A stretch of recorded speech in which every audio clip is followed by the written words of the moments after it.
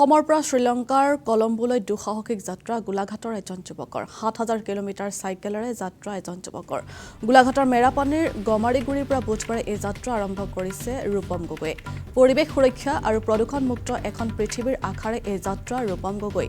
এই যাত্ৰাত ৰূপমে লগতে সকলোকে এজোপাকৈ গছপুলি ৰুবলৈও আহ্বান জনায় ইয়াৰ পূৰ্বে ৰূপমে চাইকেলেৰে নেপালৰ কাঠমাণ্ডু কাশ্মীৰৰ লাডাখ ভ্ৰমণ কৰিছিল আৰু এনেদৰে অসমৰ পৰা শ্ৰীলংকাৰ কলম্বোলৈ দুঃসাহসিক যাত্ৰা গোলাঘাটৰ এই যুৱকজনৰ ৭,০০০ কিলোমিটাৰ চাইকেলেৰে যাত্ৰা এই যুৱকজনৰ গোলাঘাটৰ মেৰাপানীৰ গমাৰিগুৰিৰ পৰা বুধবাৰে এই যাত্ৰা আৰম্ভ কৰিছে ৰূপম গগৈ নামৰ এই যুৱকজনে পৰিৱেশ সুৰক্ষা আৰু প্ৰদূষণমুক্ত এখন পৃথিৱীৰ আশাৰে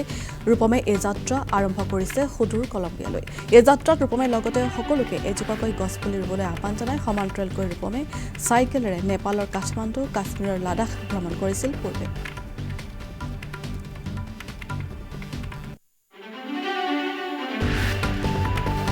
পৰা আহিছো আৰু মোৰ লাষ্ট ডেষ্টিনেশ্যন শ্ৰীলংকাৰ কলম্বো উদ্দেশ্য মোৰ এটাই আছিলে মানে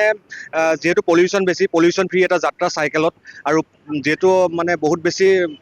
প্ৰদূষিত আমাৰ মানে সেইবিলাক ক্লাইমেটবোৰ তো সেইকাৰণে প্লান্ট এ ট্ৰী ছেভ নেচাৰৰ মোৰ উদ্দেশ্য কিমান দিন লাগিব মোৰ প্ৰায় ৭,০০০ কিলোমিটাৰ হ'ব তো ৭,০০০ কিলোমিটাৰ ধৰি লৈছোঁ 3 মাহ 4 মাহটো লাগিবই কাৰণ দৈনিক 100 কিলোমিটাৰ 80 কিলোমিটাৰ ট্ৰাই কৰিব পাৰিম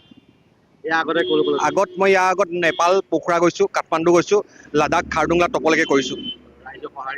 ৰাইজৰ সঁহাৰি বহুত ধুনীয়া বহুত ভাল পাওঁ সঁহাৰিবিলাক চ'